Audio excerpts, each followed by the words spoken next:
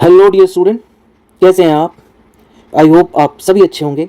मैं आपका अपना विशाल ठाकुर आप सभी का स्वागत करता हूं हमारे चैनल वी स्कूलर्स अकेडमी पे। आज का जो हमारा टॉपिक होने वाला है वो है atomic models like J Thomson model of atom and Rutherford model of atom, and it is going to be a very important class. So with this is our lecture number 3 and this is in continuation with the JEE और NEET 2025 series. तो चलिए बिना time waste की start करते हैं. तो चलिए सबसे पहले बात करते हैं थॉमसन मॉडल ऑफ एटम की. इस मॉडल को प्लम पुडिंग मॉडल भी कहते हैं, रेजिंग पुडिंग मॉडल भी कहते हैं एंड वाटरमेलन मॉडल भी कहते हैं. एटम की स्ट्रक्चर.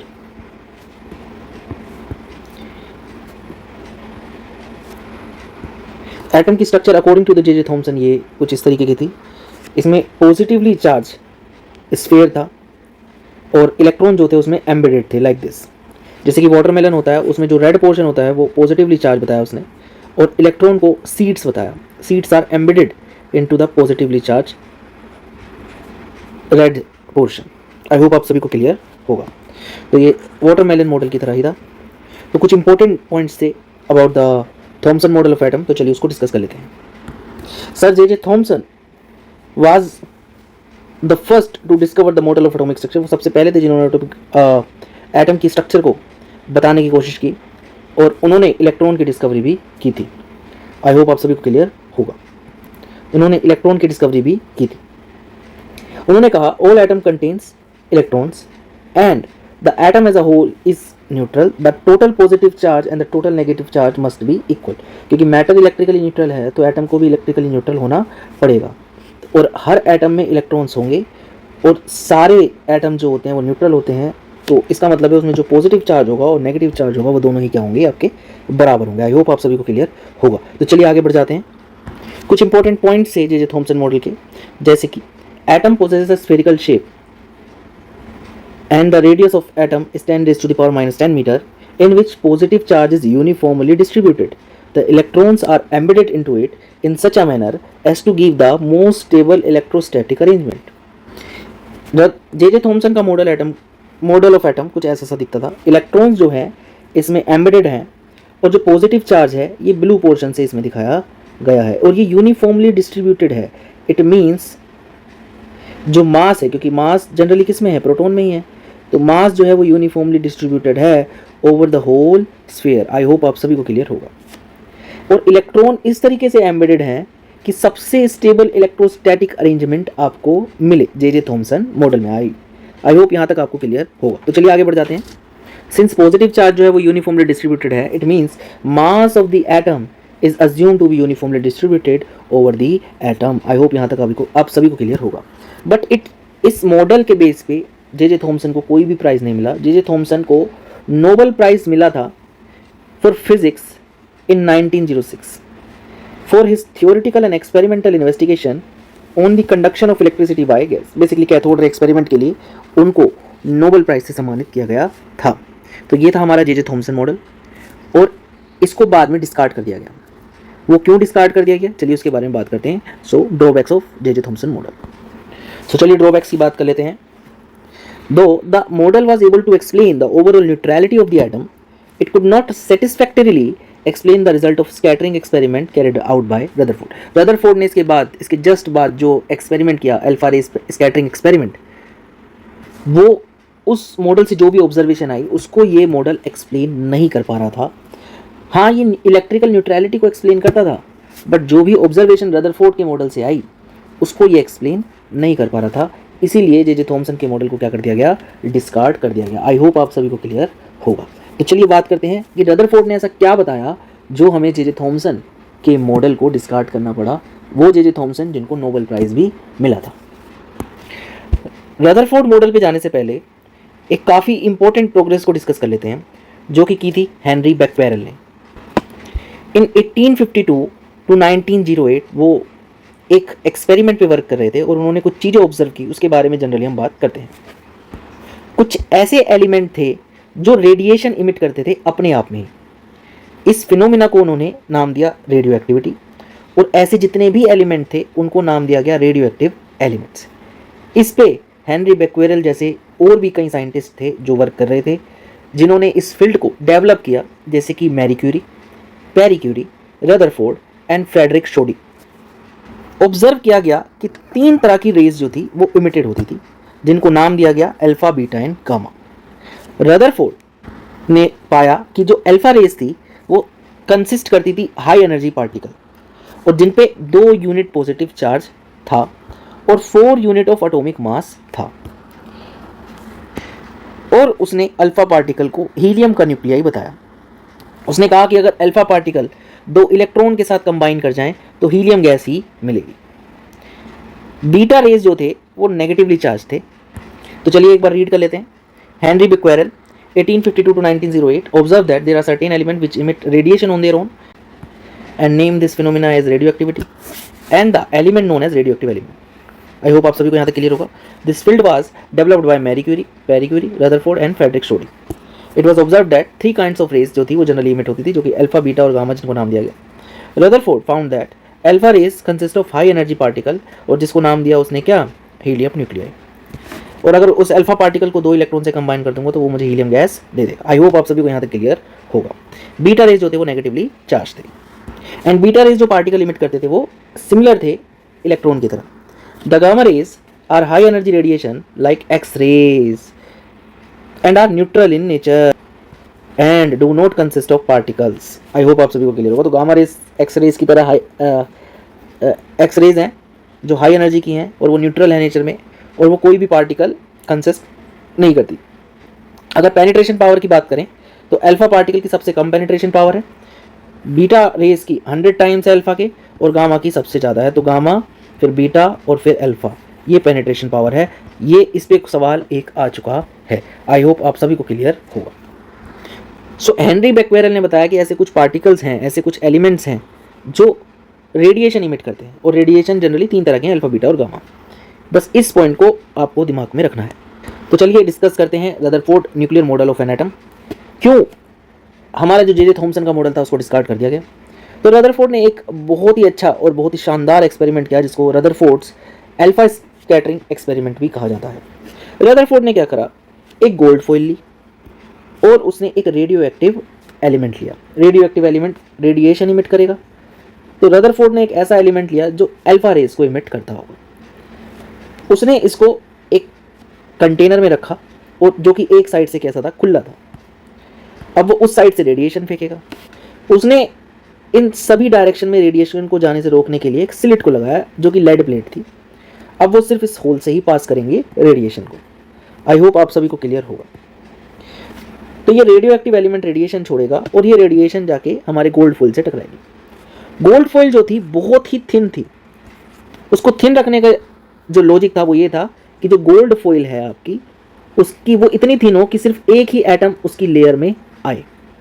बट ऐसा पॉसिबल नहीं था, तो जितनी पॉसिबल हो, जितनी ज़्यादा थिन पॉसिबल हो, उतनी ज़्यादा थिन उन्होंने वो गोल्ड फॉइल ली। आई होप आप सभी को यहाँ तक क्लियर होगा। उसके चारों तरफ, गोल्ड फॉइल के चारों तरफ एक स्क्रीन लगाई गई, और उस स्क्रीन पे फ्लोरोसेंट मटेरियल लगाया गया, डेडनेस। और ये माना गया कि जब भी अल्फा पार्टिकल, क्योंकि ये radio active element alpha particle छोड़ेगा, अल्फा रेज छोड़ेगा, तो जब भी अल्फा पार्टिकल इस स्क्रीन पे टकराएगा तो जहां भी टकराएगा वहां पे ग्लो आ जाएगा, और हमें पता लग जाएगा कि पार्टिकल जो है वो गोल्ड फॉइल से या तो पास हो गया है या डिफ्लेक्ट हो गया है।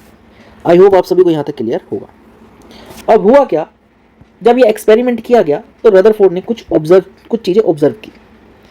उसने ऑब्जर्व किया कि बहुत सारे जो अल्फा पार्टिकल थे वो अनडिफ्लेक्टेड यहाँ पे जाके टकराए। आई होप आप सभी को क्लियर होगा। कुछ पार्टिकल जो थे वो लार्ज एंगल पे डिफ्लेक्ट किए गए, यानी लार्ज एंगल पे डिफ्लेक्ट हुए अपने यहाँ पे डिफ्लेक्शन, यहाँ पे जो ग्लो आया उससे हमें पता चला। और कुछ पार्टिकल जो थे वो स्मॉल एंगल पे डिफ्लेक्ट हुए। ये जो थी उसकी ऑब्जर्वेशन थी। उसने ये भी ऑब्जर्व किया कि 20,000 में एक पार्टिकल ऐसा था जो आपका सेम डायरेक्शन में वापस आ जाता था, यानी 180 डिग्री का डिफ्लेक्शन देता था। आई होप आप सभी को यहाँ तक क्लियर होगा। तो ये जो थी ये ऑब्जर्वेशन थी बाय रदरफोर्ड। तो क्या ऑब्जर्वेशन थी भैया, कि मेजॉरिटी ऑफ अल्फा पार्टिकल आपके सीधे पास कर जाएंगे, कुछ अल्फा पार्टिकल स्मॉल एंगल पे जाएंगे, कुछ अल्फा पार्टिकल लार्ज एंगल पे आपके डिफ्लेक्ट होंगे, और 20,000 में एक जो है वो आपका वापस आ जाएगा, सेम पाथ को ट्रेस करेगा। यहाँ पे ये पॉइंट्स लिखे गए हैं। Most of the alpha particle 99% जो है वो विदाउट एनी डेविएशन और डिफ्लेक्शन पास कर जाएंगे. Some of the alpha particle were deflected through small angle.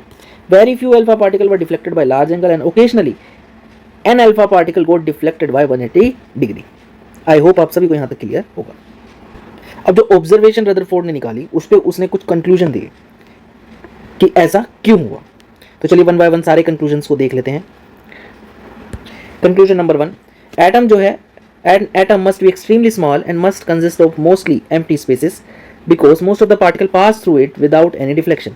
क्योंकि बहुत सारे पार्टिकल विदाउट एनी डिफ्लेक्शन जा रहे थे, इसका मतलब क्या है, एटम जो है बहुत ही ज़्यादा स्मॉल होगा और उसमें बहुत सारा हिस्सा जो होगा वो एम्प्टी स्पेस होगा. आई होप आप सभी को क्लियर होगा. अब जो दूसरी ऑब्जर्वेशन थी वो ये थी कि very few particle were deflected to large extent, यानी कि एक बड़े एंगल पे बहुत ही कम पार्टिकल थे जो डिफ्लेक्ट हुए थे. इससे क्या कंक्लूजन निकला, एटम जो है जनरली उसमें दो ही चीज़ें, एक तो इलेक्ट्रॉन है और एक पॉजिटिवली चार्ज पार्टिकल है. तो electron because of their negative charge and very low mass can not deflect heavy and positively charge alpha particle. Electron जो है उनका क्योंकि मास बहुत कम है और उन पे नेगेटिव चार्ज है तो वो तो डिफ्लेक्ट कर ही नहीं सकते किसी भी पॉजिटिवली चार्ज अल्फा पार्टिकल को. तो कौन है ऐसा जो डिफ्लेक्ट कर रहा होगा.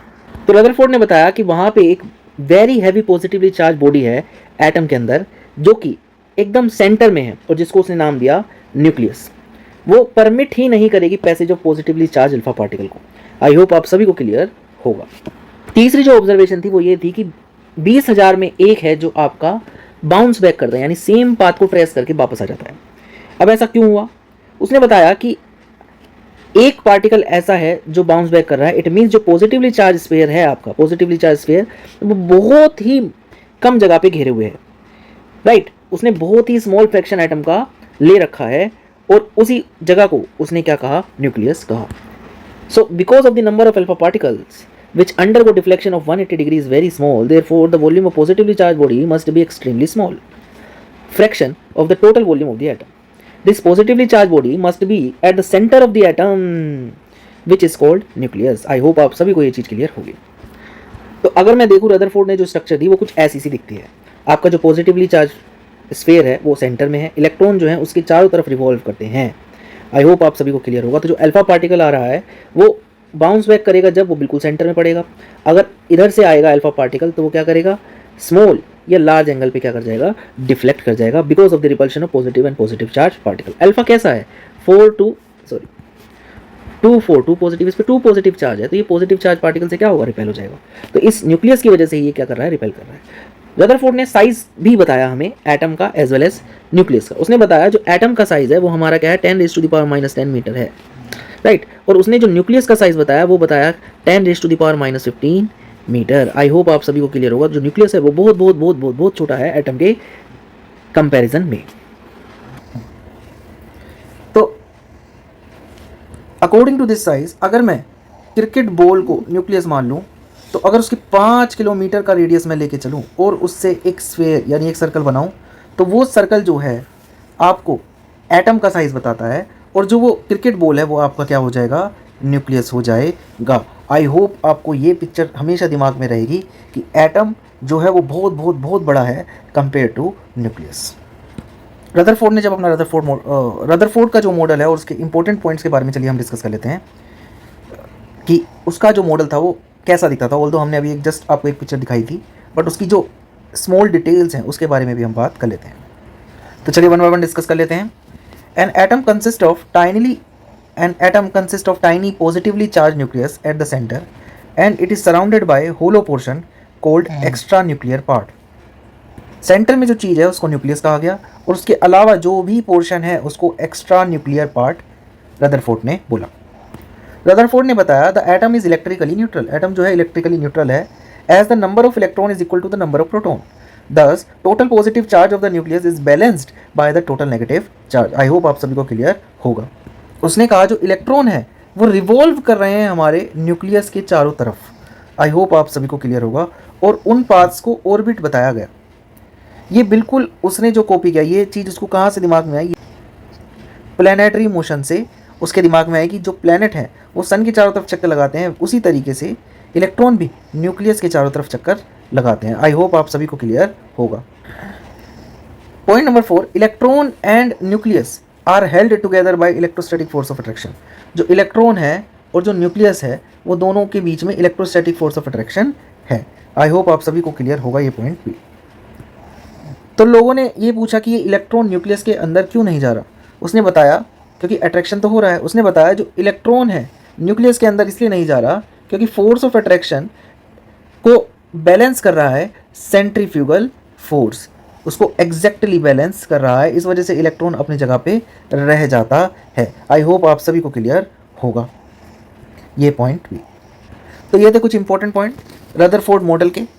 तो चलिए आइए आगे बढ़ते हैं और जानते हैं कि क्यों इस मॉडल को भी डिस्कार्ड कर दिया गया या फिर क्या क्या इस मॉडल के ड्रॉबैक्स रहे। तो ऐसे क्या क्या पॉइंट थे जिनको रदरफोर्ड एक्सप्लेन नहीं कर पाया। तो थोड़ा सा एक बेसिक डिटेल समझ लेते हैं। ये हमारा न्यूक्लियस है, इसके चारों तरफ आपका इलेक्ट्रॉन जो है वो रिवॉल्व कर रहा है।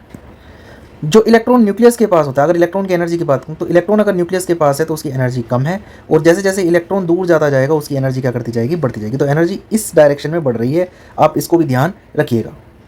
एक साइंटिस्ट थे मैक्सवेल, उन्होंने बताया कि कोई भी अगर चार्ज पार्टिकल है और वो एक्सेलरेट हो रहा है, यानी एक्सेलरेटेड चार्ज पार्टिकल है, तो वो एनर्जी को क्या करता है, रेडिएट करता है। इट मीन्स जो ये इलेक्ट्रॉन है ये जो मूव कर रहा है, यानी ये एक्सेलरेट हो रहा है, तो ये भी एनर्जी को रेडिएट कर रहा होगा। इट मीन्स अगर ये एनर्जी रेडिएट कर रहा है, एनर्जी रेडिएट का मतलब है ये एनर्जी छोड़ रहा है। तो अगर ये एनर्जी छोड़ रहा है तो इसकी खुद की एनर्जी कम होती जा रही है, और अगर इसकी खुद की एनर्जी कम होती जा रही है तो इट मीन्स ये न्यूक्लियस के पास जाता जाएगा और थोड़े ही टाइम में ये न्यूक्लियस के अंदर समा जाएगा। बट ऐसा हो नहीं रहा और इस चीज़ को रदरफोर्ड एक्सप्लेन नहीं कर पाया। आई होप आप सभी को ये पॉइंट क्लियर होगा। तो आइए चलिए देख लेते हैं पढ़ के। According to the classical mechanics, any charge body in the motion under the influence of attractive force should continuously radiate energy, यानी कि एक्सेलरेटेड चार्ज पार्टिकल आपका एनर्जी रेडिएट करेगा। And if this is so, the electron will follow a spiral path, spiral path को follow करते हुए and finally fall into the nucleus and the structure would collapse, but this behaviour is never observed. I hope आप सभी को clear होगा कि भाई अगर एक्सेलरेटेड चार्ज पार्टिकल है और वो एनर्जी रेडिएट करेगा, इट मीन्स उसकी खुद की एनर्जी कम होती जाएगी और वो स्पाइरल पाथ को फॉलो करते हुए न्यूक्लियस के अंदर समा जाएगा। बट ऐसा कभी भी देखा या ऑब्जर्व किया नहीं गया। तो ये एक मेजर इशू था रदरफोर्ड के मॉडल में।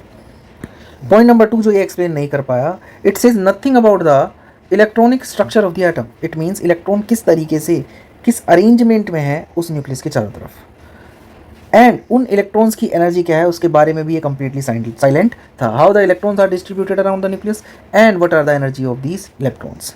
एक और मेजर डिस्कवरी जो थी बाद में चल के आई, विच इज लाइन स्पेक्ट्रा, ये उसको भी एक्सप्लेन नहीं कर पाया। It was not able to explain the line spectra of the atom. तो इस वजह से रदरफोर्ड के मॉडल को डिस्कार्ड कर दिया गया, ऑल्दो रदरफोर्ड को नोबेल प्राइज से सम्मानित किया गया उनके इस काम के लिए। ये बहुत ही इंपॉर्टेंट और बहुत ही अहम योगदान देने वाला था आगे चल के एटम की स्ट्रक्चर में। तो आई होप आप सभी को यहाँ तक क्लियर होगा, और आगे चल के हम अदर मॉडल्स के बारे में भी बात करेंगे, जैसे कि बोर मॉडल और quantum mechanical model. But Bohr model को समझने के लिए उससे पहले कुछ इंपॉर्टेंट मेजर चेंजेस जो आए साइंस में उनको डिस्कस करना बहुत ज़रूरी है, अदरवाइज बोर मॉडल को समझ पाना थोड़ा सा डिफ़िकल्ट होगा। Thank you so much. हमारी वीडियो को ज़्यादा से ज़्यादा लोगों के साथ शेयर कीजिए और हमारे चैनल को लाइक एंड सब्सक्राइब जरूर कीजिए, और बेल आइकन को जरूर दबाइए सो दैट कि आपको नेक्स्ट वीडियो का नोटिफिकेशन तुरंत ही मिल जाए। तो आज के लिए इतना ही। Thank you so much. Sayonara. तो स्टूडेंट, हमारे कुछ चैनल है जिन्हें आप फॉलो कर सकते हैं, जैसे कि threads, YouTube, Facebook, website and Insta पे हमें फॉलो करना ना भूलें, क्योंकि उस पर हम हमेशा हर दिन एक क्वेश्चंस अपलोड करते हैं जिसका सोल्यूशन हम नेक्स्ट डे आपको देते हैं। आप उसको सॉल्व करके नेक्स्ट डे अपना सोल्यूशन चेक कर सकते हैं कि आपने सही किया या नहीं किया। और अगर किसी को इस तरह की चीज़ों की, केमिस्ट्री में किसी तरह की प्रॉब्लम है और कोई भी ज़रूरत है, तो वो हमें आप कमेंट सेक्शन में बता सकते हैं। हम आपकी प्रॉब्लम को दूर करने में हेल्प करेंगे। जब तक नई वीडियो नहीं आती तब तक के लिए thank you so much. Sayonara, शब बखैर, बाय बाय।